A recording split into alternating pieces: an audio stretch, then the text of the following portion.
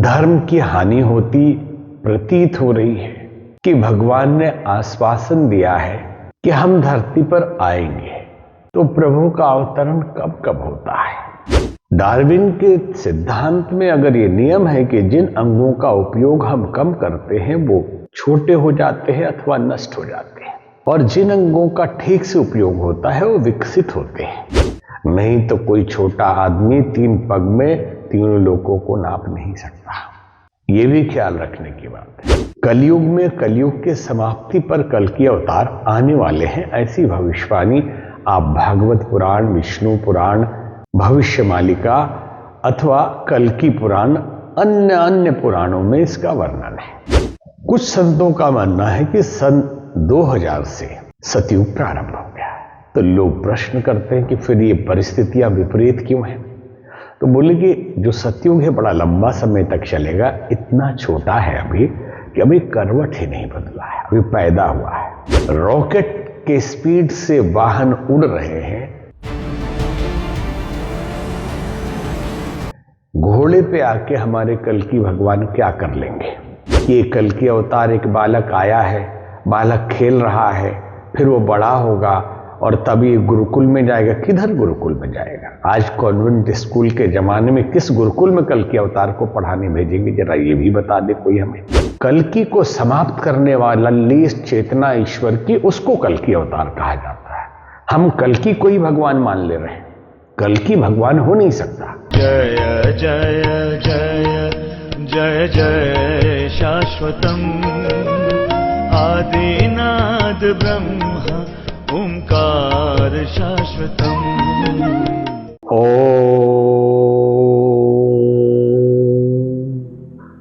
आत्मीय बंधु, भाइयों तथा बहनें, आज आपको एक विशेष विषय पर सुनाने की इच्छा हुई है।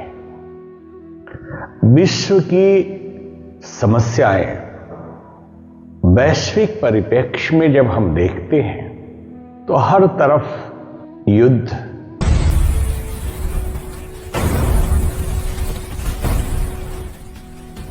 मारामारी, महामारी, जीवन संकट में है, लोग डरे हुए हैं, भयभीत हैं, धर्म की हानि होती प्रतीत हो रही है, हर व्यक्ति शंका में जी रहा है।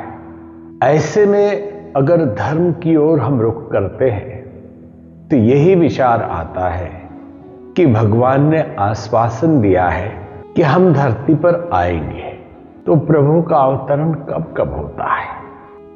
तो कहते हैं जब जब हो ही धर्म की हानि, बाढ़ ही असुर अधम अभिमानी, तब तब धरि प्रभु विविध शरीरा, हर ही कृपा निधि सज्जन वीरा। जब जब धर्म की हानि होती है, असुर अधम अभिमानी बढ़ जाते हैं, तो प्रभु विविध शरीर धारण करके, अर्थात विविध भिन्न भिन्न प्रकार के रूप में इस धरती पे आते हैं।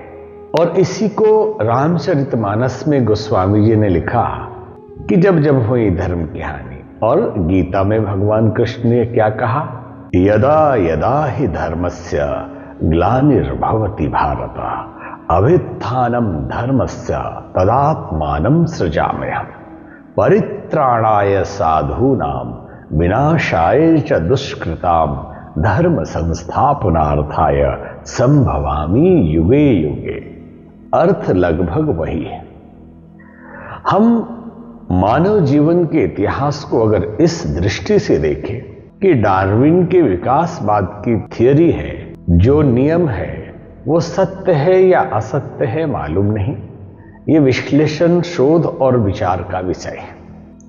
हमारे यहां माना तो जाता है कि परमात्मा ने सृष्टि एक साथ एक रूप में अलग अलग बनाई है, विकास की कोई गुंजाइश नहीं है, क्योंकि अविकसित भी ईश्वर ने बनाया है और विकसित भी ईश्वर ने बनाया है। सब अवस्थाएं।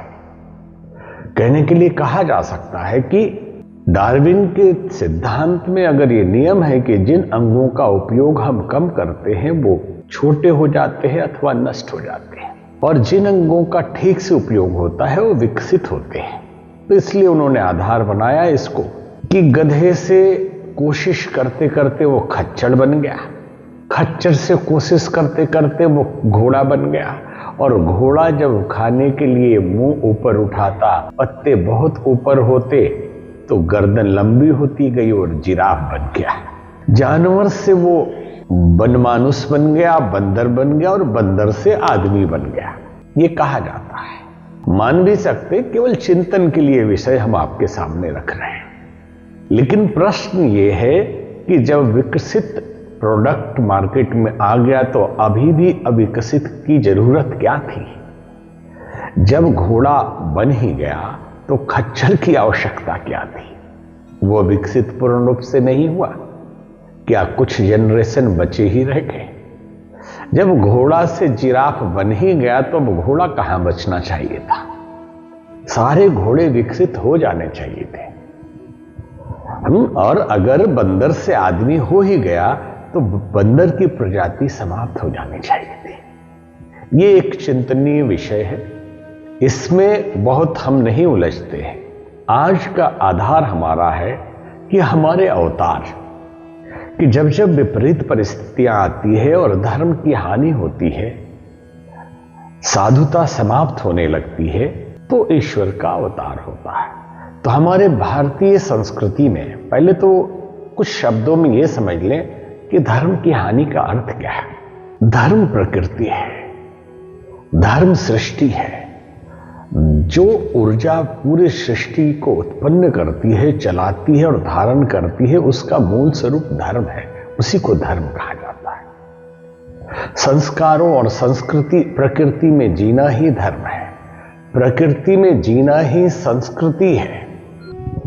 धर्म की स्थापना, धर्म की हानि होती है तो परमात्मा आते हैं। आज धर्म की हानि दिखाई दे रही है। धर्म की हानि इस रूप में कि प्रकृति नष्ट हो रही है, पेड़ पौधे कट रहे हैं, मनुष्य का और स्व प्रकृति और अंतः प्रकृति और बाह्य प्रकृति का संतुलन नहीं है। धर्म कर्तव्यों के रूप में भी हुआ करता था, जिसमें पिता का धर्म क्या, पुत्र का धर्म क्या, माता का धर्म क्या, बेटे का धर्म क्या, राजा का धर्म क्या, प्रजा का धर्म क्या, गुरु का धर्म क्या, शिष्य, सभी कर्तव्यों में विकृति आ गई है। पूरा समाज कहीं मशीन की तरह चला जा रहा है। तो निश्चित ही धर्म की हानि हुई है और ऐसे अवस्था में परमात्मा का अवतरण होता है। अब जिस पे हम विकासवाद पे चर्चा कर रहे थे, अगर उस दृष्टि से भी हमारे अवतारों का विश्लेषण करें, क्योंकि पहले ही हमने कहा कि हम उसको नकार नहीं रहे, एक चिंतनीय विषय है। तो हमारे जो अवतार हुए हैं, तो पहला अवतार क्या हुआ? मत्स्य अवतार हुआ। भगवान मछली के रूप में आए, अर्थात चेतना और ऊर्जा पानी में आई है एक जीव के रूप में, और फिर विकसित होना शुरू हुआ तो कछुए के रूप में आया। मत्स्य अवतार के पश्चात कच्छप अवतार आया, जो पानी और जमीन दोनों पे चल सकता हो। फिर कहते हैं बराह अवतार हुआ। तो बराह के लिए कथा आती है कि पृथ्वी को हिरण्याक्ष ने छुपा दिया था कहीं ले जाके समुद्र में। तो अलंकारिक वर्णन है, बहुत वैज्ञानिक नहीं लगता है कि पृथ्वी में ही समुद्र है तो समुद्र में पृथ्वी को कहां छुपाएंगे। बोलने का तात्पर्य है कि पृथ्वी जीवों के रहने लायक नहीं थी, वो दबी हुई थी, छुपी हुई थी, जंगलों में, कचड़े में, अव्यवस्थित तरीके से थी। तो सूकर के रूप में, बाराह के रूप में आए और सफाई की व्यवस्था बनाई, जंगल काटे, रहने लायक बनाया। फिर विकसित हुआ, चेतना विकसित हुई तो मानव के रूप में भगवान आए, तो वामन के रूप में आए, छोटे रूप में आए। ये सब भी अलंकारिक और प्रतीकात्मक है, इसे समझने की कोशिश करिएगा। नहीं तो कोई छोटा आदमी 3 पग में तीनों लोगों को नाप नहीं सकता। ये भी ख्याल रखने की बात है। फिर विकसित हुई व्यवस्था।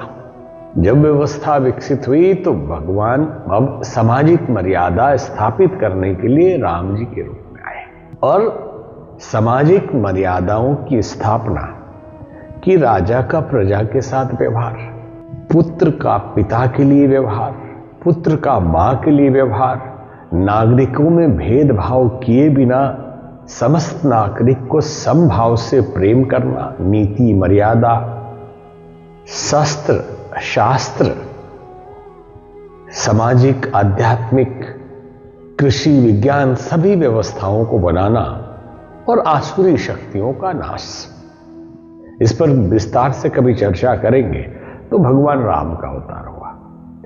अब जब भगवान कृष्ण का अवतार हुआ तो चेतना और भी विकसित हुई। अविकसित भगवान राम नहीं है, लेकिन चेतना और भी विकसित हुई कि केवल एक तरफा मर्यादा से काम नहीं चलेगा। इस संसार में कुटिल जन भी होते हैं। तो जो जैसा है वैसा उपाय करने की चेतना भी, राजनीतिक की चेतना भी विकसित की गई कि केवल सात्विक ने कुटिलों को कुटिलता से मारी है। विकृत लोगों को लोहा लोहे को काटता है। वो व्यवस्था भगवान कृष्ण ने बनाई कि जहां धर्म की आवश्यकता है तो वहां गीता का उपदेश दिया, और जहां सिर काटने की आवश्यकता है तो शिशुपाल का सिर काटा। जहां आवश्यकता पड़ी महाभारत का युद्ध भी खुद करवाए, आगे नेतृत्व करते रहे। अब इन विषयों से हटके हम 10 अवतारों की परंपरा में 9वां अवतार भगवान बुद्ध को माना जाता है कि व्यवस्था अब न राजनीति न मर्यादा, सब हो चुका है। तो अब परम शांति की ओर बढ़िए, परम प्रेम की ओर बढ़िए। अब उसके बाद आता है कल की अवतार। असली मुद्दा जो हमारी चर्चा का आज होने वाला था या है, वो है कल की अवतार। धर्म की हानि होती है तो भगवान का अवतार होता है। इस विषम परिस्थिति में कलयुग में, कलयुग के समाप्ति पर कल की अवतार आने वाले हैं, ऐसी भविष्यवाणी आप भागवत पुराण, विष्णु पुराण, भविष्य मालिका अथवा कल की पुराण, अन्य पुराणों में इसका वर्णन है। उसकी तिथि का भी वर्णन है कि इतने लाख तक कलयुग जाएगा। अभी तो 5000 कुछ वर्ष ही कलयुग का बीता है। इसलिए हमारे पूज्य ब्राह्मण लोग जब संकल्प करवाते हैं तो वो कहते हैं कली प्रथम चरण है। लेकिन वास्तव में क्या कलयुग का प्रथम चरण चल रहा है? जब ऐतिहासिक दृष्टि से, वैज्ञानिक गणना की दृष्टि से देखते हैं तो, और नासा के सॉफ्टवेयर में उस ग्रह नक्षत्र की अवस्था डालते हैं जो वाल्मीकि रामायण में भगवान के राम के जन्म का दिया गया है, तो आज से 7000 साल, ईसा से 7000 साल पूर्व का माना जाता है, या अब से 7000 ऐसा रहा होगा। तो जब इसी 7000 साल में, और महाभारत का आज से 5000 साल, तो 7000, 5000, 2000 में द्वापर और त्रेता समाप्त हो रहा, तो कलयुग कितने लाख साल का कैसे मान लेंगे हम? तो इसके भी समय अवधि में कुछ न कुछ कंफ्यूजन है। और एक बात और समझ लेना चाहिए कि समय चलता है अपनी गति से और घड़ी चलती है अपनी गति से। 60 सेकंड का 1 मिनट, 60 मिनट का 1 घंटा और 24 घंटे का 1 दिन रात हमने बनाया है, परमात्मा ने नहीं बनाया है। वो तो अपनी गति से चल रहा है। इसलिए समय की गणना जो की जाती है, इसे बहुत गूढ़ विषय है, फिर भी संकेत करना आवश्यक है कि अभी 5000 कुछ वर्ष ही हुए हैं और कलयुग बीता हुआ कैसे मान लें, ये समझने के लिए कि जब दुख की घड़ी में हम होते हैं तो समय भारी लग जाता है, बहुत समय गुजर जाता है। जब रेलवे स्टेशन पर हो, किसी प्रियजन का इंतजार कर रहे हो, तो लगता है कि अभी तक नहीं आए, इतना समय गुजर गया, और घड़ी में देखा तो 5 मिनट भी नहीं गुजरा है और थक चुके हैं। और उत्सव में जाए, कहीं कथा में जाए, कहीं शादी विवाह में जाए, मनोरंजन में रहे, घुले मिले रहे, 2, 4, 10 दिन निकल जाता है, लगता अभी तो आए थे और अभी ही जाना पड़ेगा। तो जितना लगता है हमारे जीवन से उतना ही समय निकाला जाता है। सारा खेल हमारी अनुभूति का है, हमारे मानसिक अवस्था और भावनाओं के हिसाब से प्रकृति का समय चलता है। एक युवक 20 साल का है, केस सफेद हो गए, झुर्रियां बढ़ गई, बूढ़ा दिखने लगा। लोग कहते हैं अभी 20 साल में ही बूढ़ा दिखने लगा। नहीं, वो बूढ़ा हो चुका है, वो 70 का हो चुका है, क्योंकि इतने टेंशन, इतने तनाव, इतने दबाव में उसने 5 साल ही गुजारा है कि उस 5 साल को उसने 70 साल बना दिया। और कोई बुजुर्ग हो गए 70-75 के, लाल हैं, जवान दिखते हैं, बोले क्या खाते होंगे ये? कुछ नहीं, मानसिक स्थिति इतनी संतुलित है कि टाइम और स्पेस से पार हो जाते हैं ध्यान की अवस्था में। तभी तो कहते हैं कि बीते संवत्सर 87 तजी समाधि संभू अविनाशी। 87,000 साल गुजर गए और शिव जी वैसे ही निकले। कोई उम्र पे समय का असर नहीं होता ध्यान समाधि की अवस्था में। तो प्रसन्नता, आनंद भी वही अवस्था है जो समय को रोक देता है। तो कलयुग में इतना कष्ट मिला, इतने तनाव में लोग रहे कि इस 5,000 साल में ही वो जो लाखों साल था पूरा हो चुका है। अब भगवान के आने का समय है। तो कुछ लोग कहते हैं कि कल की अवतार हो चुका है, कुछ लोग कहते हैं कि होने वाला है, कुछ 28 की तिथि देते हैं, कुछ 2032 की तिथि देते हैं। अब हुए हैं नहीं हुए हैं इस पे भी चर्चा करेंगे। ये वीडियो पूरा आपके लिए एक चिंतन का विषय है कि आप सोचिए, हमारी विचारधारा तो है ही, लेकिन हम थोप नहीं रहे कि आप इसी को मानिए। आप इस पे विचार जरूर करिए जो हम कह रहे हैं। कुछ संतों का मानना है कि सन 2000 से सतयुग प्रारंभ हो गया है। तो लोग प्रश्न करते हैं कि फिर ये परिस्थितियां विपरीत क्यों हैं? तो बोले कि जो सतयुग है बड़ा लंबा समय तक चलेगा, इतना छोटा है अभी कि अभी करवट ही नहीं बदला है, अभी पैदा हुआ है। जैसे दशरथ पुत्र जन्म सुनिकाना, मानहु ब्रह्मानंद समाना। दशरथ जी ने सुना कि पुत्र जन्म हुआ है, बस ब्रह्म में लीन हो गया, ऐसा आनंद आया। तो सतयुग आ गया, उसकी हवा से परिस्थितियां बदल रही है। अभी वो बड़ा नहीं हुआ, उसको बड़ा होने में समय लगेगा। तो धीरे धीरे 50 साल 100 साल में करवट बदलेगा, तो धीरे धीरे परिस्थितियां लेकिन बदल रही है परिस्थितियां। आज की विपरीत परिस्थितियों को देख के घबराना नहीं चाहिए। जब भगवान कृष्ण का अवतार हुआ तो हो चुका था, तो क्या मारकाट कम हो गया था? जेल में से भगवान कृष्ण को जाना पड़ा दूसरे जगह, और कितने बच्चों की हत्या उनके नाम पे हो गई। आ चुके थे वो, तो उनके आते ही माहौल बदल जाना चाहिए था, सारे असुर समाप्त हो जाने चाहिए थे, कंस भी खत्म। नहीं, समय पे होता है। अवतार आ चुके हैं, लेकिन फिर भी परिस्थितियां विपरीत दिखाई दे रही हैं। भगवान के ऊपर भी आक्रमण करने के लिए व्यवस्था तो बिगड़ी हुई थी ना। तो इसको तुलना करके लोगों को समझना चाहिए जरा सा। तो मान लीजिए कि कल की अवतार आ गए। अब प्रश्न उठता है कि कल की अवतार के बारे में पुराणों में जो वर्णन है, वो जो स्वरूप का वर्णन है कि विष्णु यश ब्राह्मण के घर में उनका जन्म होगा। ठीक है, उनकी माता का नाम सुमति होगा, और जहां जन्म होगा उस जगह का नाम संभल होगा। वो सफेद घोड़े पे सवार होके आएंगे, हाथ में तेज धार वाली तलवार उनके होगी। अब एक एक करके इस पे विश्लेषण करें कि पहला तो संभल में जन्म होगा। तो कुछ लोग मानते हैं कि उत्तर प्रदेश के संभल जो है, उस संभल में जन्म होगा। भाई हम भी मान लेते हैं, कोई दिक्कत नहीं मानने में, और वहां उसकी पूजा पाठ भी चल रही है। और कुछ लोग मानते हैं कि संभलपुर उड़ीसा में होगा, जिसके लिए भविष्यमालिका नामक ग्रंथ आजकल बहुत प्रसिद्ध है, खूब व्याख्याएं हो रही है। और यही अवधि भविष्यमालिका में भी वर्णन है कल के अवतार के आने का। और कहां? संभलपुर उड़ीसा। लेकिन चालाकी वहां क्या दिखाई दे रही कि जब वो जवान हो जाएंगे तो यूपी वाले संभल में भी जाएंगे। ये तो जबरदस्ती तालमेल बिठाने जैसी बात है। अब दूसरी बात, तिब्बती तंत्र चक्र ग्रंथों में, तांत्रिक विद्या के ग्रंथों में संभल का वर्णन है और कल्कि का भी वर्णन है। वो संभल हिमालय में है कहीं, हिमालय में संभल 4 डायमेंशन में है। आम आदमी वहां तक जा ही नहीं सकता है। जिसकी चेतना उस स्तर तक उठी हुई होगी वही वहां पहुंच सकता है। और टेक्नोलॉजी की दृष्टि से बहुत हाई है वो जगह। तभी आपने 2-4 साल पहले एक सिनेमा आया जिसका नाम था कल्कि।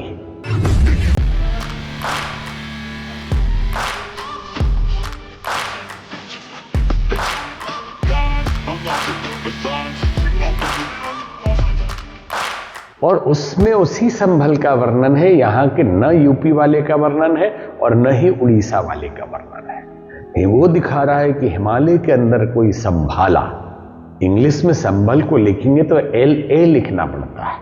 तो हमारे यहाँ के आदमी लोग आज इतने आधुनिक हो गए हैं कि योग में भी GA होता है तो योगा बोलने लगे, और आयुर्वेद में भी इंग्लिश में लिखे तो ए आता तो आयुर्वेदा बोलने लगे।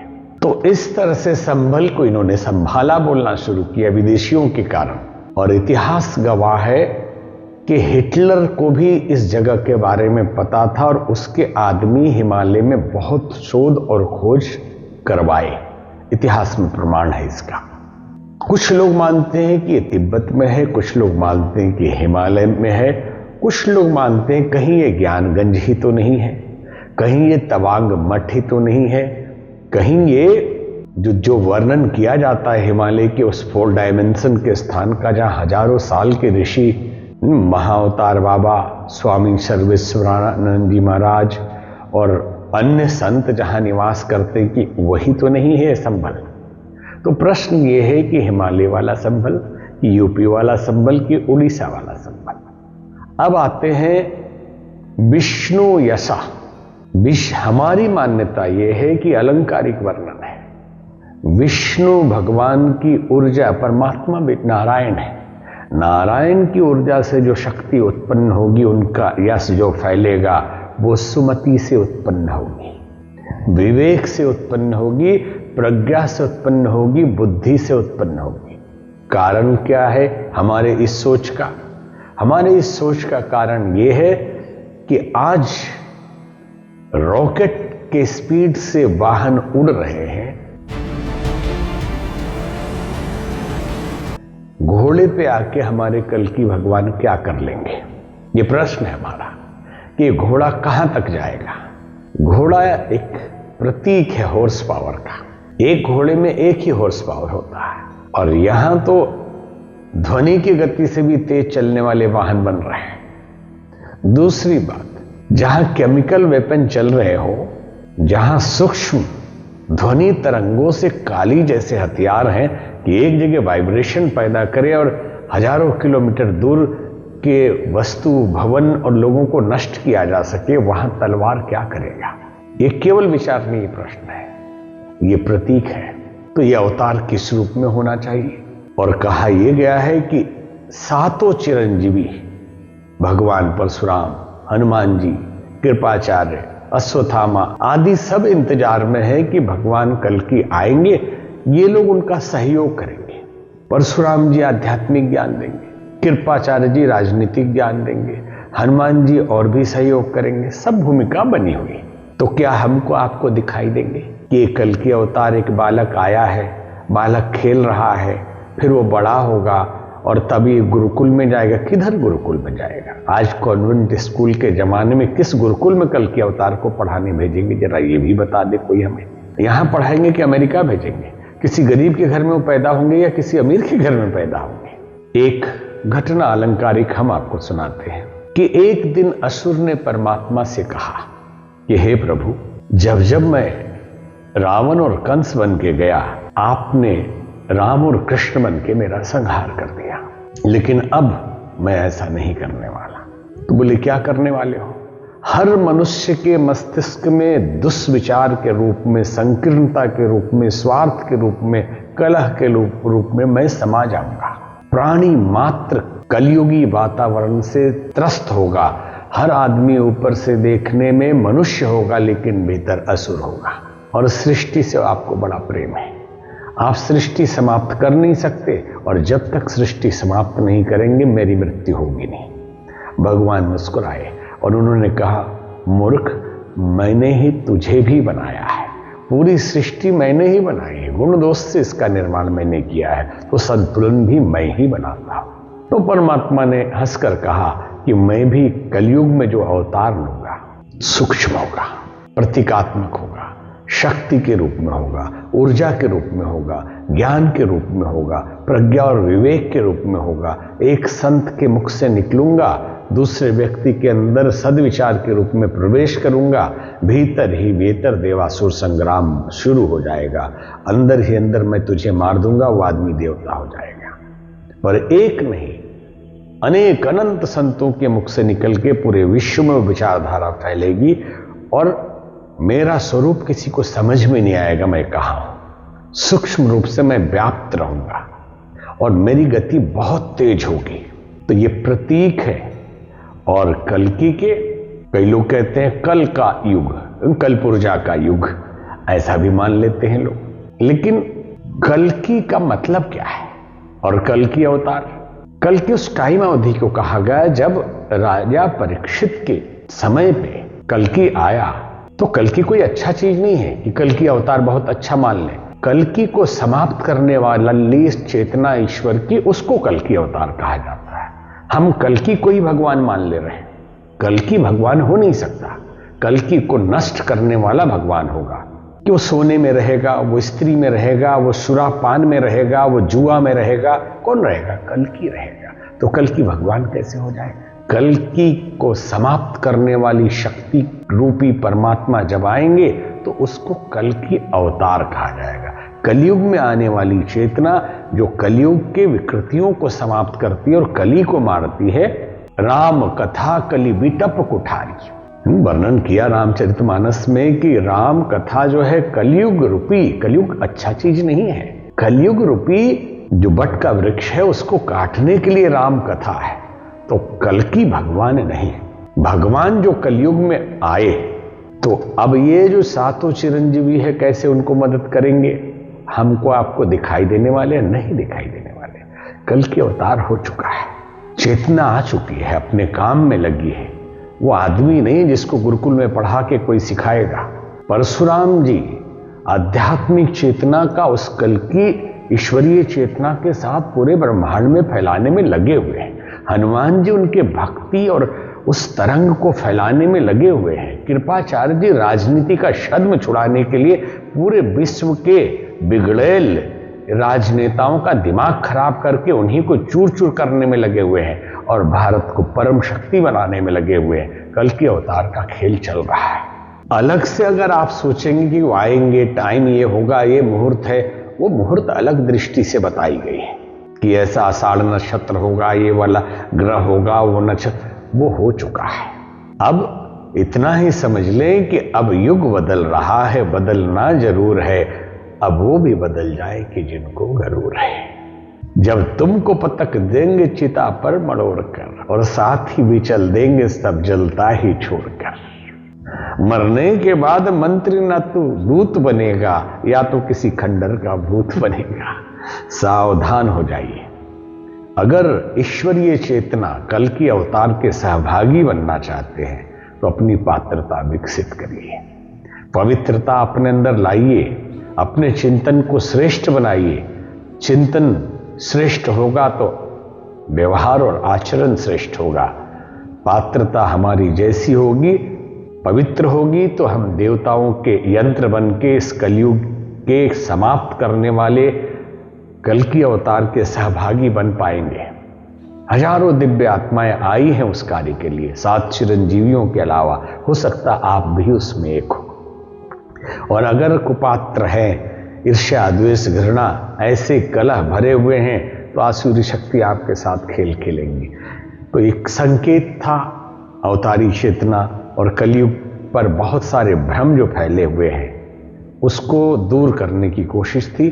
आप समझ पाए तो निश्चित ही आप इसमें कोई प्रश्न हो तो आप कमेंट बॉक्स में आप जिज्ञासा अपनी रख सकते हैं। अगले वीडियो में आपको और विस्तार से समझाया जाएगा और हम एक श्रेष्ठ चिंतन आपको दे रहे हैं, क्योंकि हमारे पुराण जितने हैं उस जमाने में मेटाफरिकल अलंकारिक वर्णन किए गए हैं, उसको डिकोड करना भी जरूरी है और समझना भी जरूरी है। आप यूं समझ लें कि आज का ये जो एपिसोड था कल्कि अवतार के लिए, आप रियल डिकोडिंग ऑफ कल्कि अवतार, ये आप समझ लें कि कल्कि अवतार के रहस्य को हम डिकोड कर रहे हैं और उसके छुपे हुए रहस्य को जो लोग नहीं समझ पा रहे हैं, सीधे सीधे वर्णन कर रहे हैं, उसको खोलने की एक छोटी कोशिश थी।